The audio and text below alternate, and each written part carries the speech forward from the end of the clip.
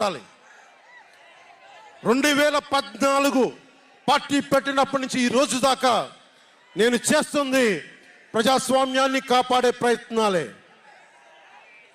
అందుకని నేను తీసుకునే కొన్ని నిర్ణయాలు పార్టీ పరంగా ఉండవు, వ్యక్తిపరంగా ఉండవు, రాష్ట్ర ప్రయోజనాలకు ఉంటాయి, దేశ ప్రయోజనాలకు ఉంటాయి. అంతేకాని ఏ రోజున కూడా వ్యక్తి ప్రయోజనాలను ఆశించి నేను ఎప్పుడు రాజకీయం చేయాల. ప్రజాస్వామ్యాన్ని కాపాడటానికి రాజకీయం చేశాం, ప్రజాస్వామ్యాన్ని కాపాడటానికి పొత్తులు పెట్టుకున్నాం. డెమోక్రసీలో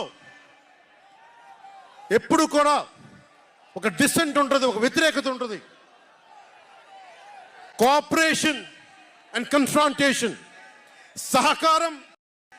సహకారం సంఘర్షణ రెండు పక్క పక్కన ఉంటాయి. సంఘర్షించాల్సిన పరిస్థితులు ఉంటాయి,